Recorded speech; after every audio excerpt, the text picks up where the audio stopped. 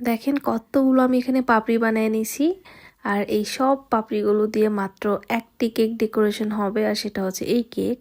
এই কেকটি হচ্ছে একজন মা এবং ছেলের জন্য, মানে মা এবং ছেলের বার্থডে সেম ডেটে।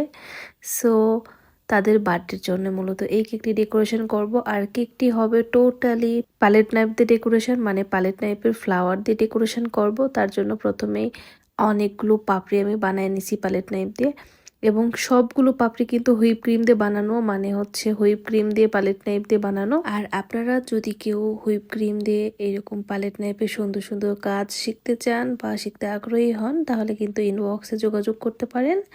আমাদের একটি অনলাইন ক্লাস রেডি করা আছে, সেই ক্লাসে জয়েন হতে পারবেন। তো এখন সেই পাপড়িগুলো দিয়ে আমি এই কেকটি ডেকোরেশন করব। তার জন্য কেকটিকে প্রথমে হোয়াইট কালার ক্রিম দিয়ে কাভার করে নিয়েছি এবং উপরে একটু ব্লু কালার দিয়ে শেড দিয়ে নিলাম, কারণ একেবারে ফ্রেশ হোয়াইট কালারের উপর ডেকোরেশন করলে কেন জানি আমার ভালো লাগে না তেমন একটা। সো একটু ব্লু কালার দিয়ে শেড দিয়ে নিলাম। এরপর আমি যে পাপড়িগুলো আগে থেকে বানাই রাখছিলাম, সেই পাপড়িগুলো একটার পর একটা দিয়ে আমি এখানে ফ্লাওয়ার বানাই নিচ্ছি।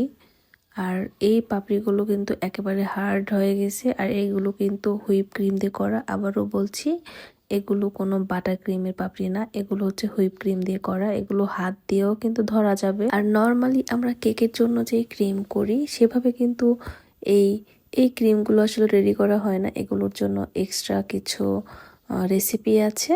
সো আমাদের হচ্ছে অনলাইন যে ক্লাস, সেই ক্লাসে ডিটেলস বলা আছে, ডিটেলস দেখানো হয়েছে কিভাবে কি করা হয়েছে। তো যাই হোক, এখানে হচ্ছে আমি প্রথমে একটা বড় করে একটা ফ্লাওয়ার বানিয়ে নিলাম, এরপর ছোট করেও কিছু ফ্লাওয়ার বানিয়ে নিচ্ছি, তারপর পাতা দিচ্ছি।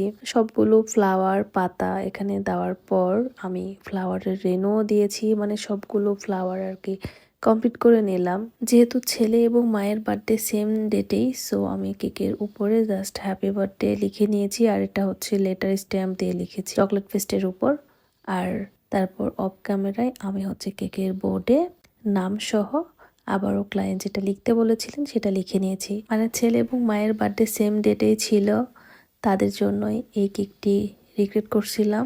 সম্পূর্ণ ডেকোরেশন প্যালেট নাইফ দিয়ে করা। তো ফাইনালি এই ছিল এই কেকের ফাইনাল লুক। ফাইনালি এরকম ছিল দেখতে। কেমন লাগছে অবশ্যই কিন্তু জানাবেন। আর হ্যাঁ, আমাদের প্যালেট নাইফের ক্লাস কিন্তু অ্যাভেলেবল। সো ক্লাস সম্পর্কে বিস্তারিত জানতে ইনবক্সে যোগাযোগ করবেন। সবাই ভালো থাকবেন। আল্লাহ হাফেজ।